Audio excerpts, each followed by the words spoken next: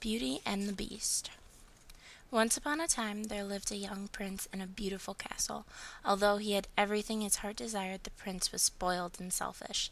One winter's night an old beggar woman asked the prince for shelter from the cold. In return she offered him a rose. Repulsed by the old woman, the unkind prince turned her away. The woman warned him not to be deceived by appearances, since beauty is found within. When the prince dismissed her again, the old woman's ugliness melted away to reveal a beautiful enchantress. The prince tried to apologize, but it was too late. The enchantress knew that there was no love in his heart. As punishment, the enchantress turned the prince into a hideous beast. Then she placed a spell on the castle and all who lived there. The rose she had offered him was an enchanted rose.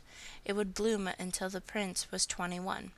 If he could learn to love and be loved in return before the last petal fell, then the spell would be broken. If not, he would remain a beast forever. Ashamed of his monstrous form, the beast hid inside the castle. A magic mirror was his only window to the outside world. As the years passed, he fell into despair. Slowly, the rose began to wither. He did not believe anyone could ever love him. In a nearby village there lived a beautiful young woman named Belle. Belle, unlike other girls in the village, cared only for her books. She always felt out of place. Belle loved to read about adventures and romance. Her father, Maurice, loved books too.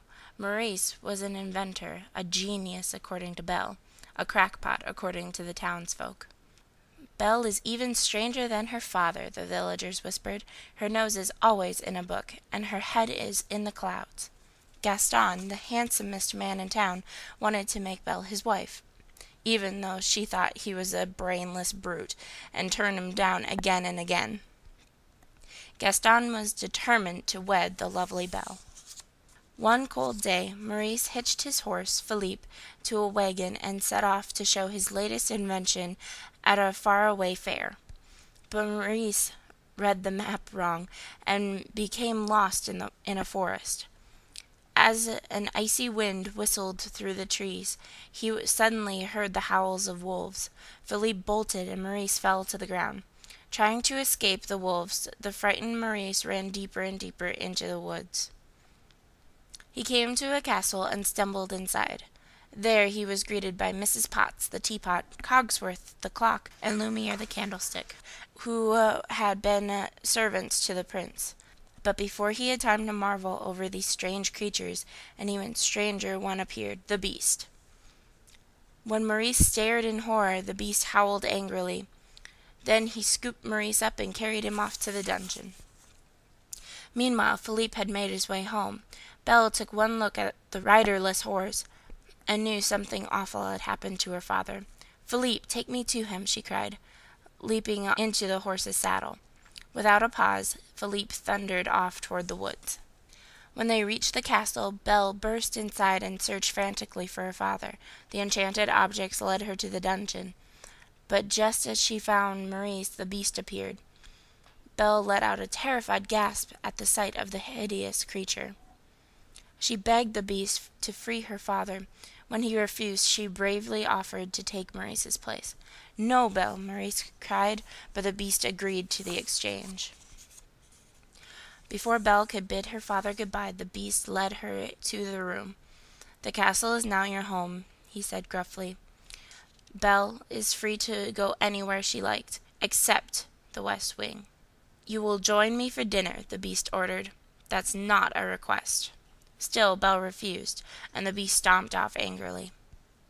That night Belle slipped out of her room and found her way to the forbidden West Wing. There she saw the enchanted rose by the window. When she reached out to touch it, the beast suddenly appeared on the balcony outside the window. Belle screamed and fled from the room. Her heart pounding, Belle ran out of the castle, mounted Philippe, and galloped off into the night. But a pack of wolves soon had them surrounded. Belle was helpless. Suddenly the beast was there, throwing the wolves aside. Belle heard terrible snarling and howling as the beast and the wolves battled for their lives. At last the wolves ran off into the woods, but the beast lay in the snow, badly wounded. Back at the castle, Belle carefully tended to the beast's wounds. Gentle as she was, the beast roared in agony. "I barely touched you," said Belle. Then she saw the look of pain in his face.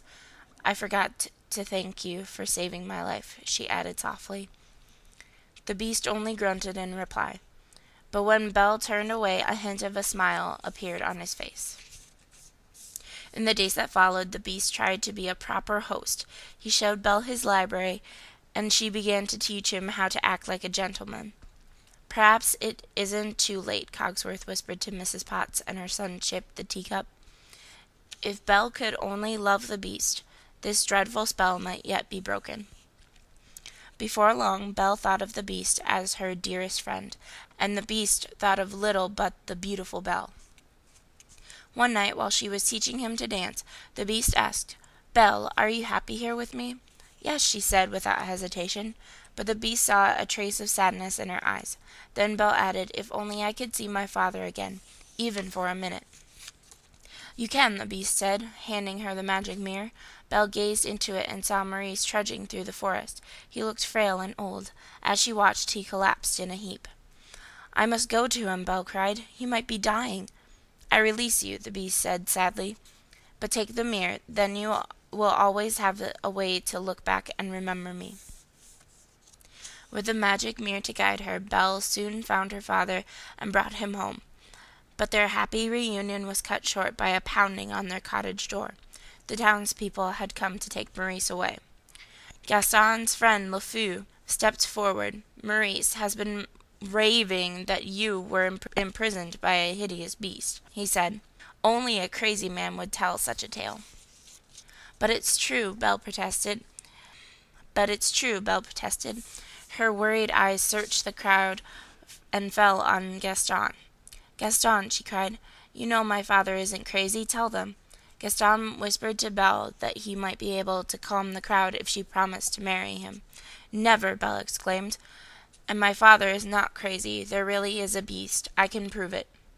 She turned to the crowd. "Look, in this mirror, see?" The townspeople looked at the beast in the magic mirror and grew frightened. "We must hunt down this savage animal," Gaston cried. After locking Belle and her father in the cellar of the cottage, the villagers rode off to storm the beast's castle. Luckily, little Chip had stowed away in Belle's saddlebag. After the villagers were gone, he used Maurice's latest invention to release Belle and Maurice from the cellar. By the time Belle reached the castle, the townspeople had broken in. Gaston and the beast were fighting on the castle roof. The beast managed to knock Gaston's weapon from his hand. There was nothing to stop him from killing Gaston. Gaston screamed for mercy, and the beast turned away from his enemy. Then Belle watched helplessly as Gaston plunged a knife into the beast's back. The beast roared in pain. Backing away from the wounded beast, Gaston lost his footing and fell off the roof into the fog below. Belle rushed to the beast's side. "You came back," the beast said weakly. "At least I can see you one last time." "No, no," Belle said, sobbing as she kissed his cheek. "Please don't die. I love you." At that moment the spell was broken. In one magical instant, the beast turned back into a prince, and the enchanted servants returned to their human forms. The castle came to life with rejoicing. There was no doubt that the loving couple would live happily ever after.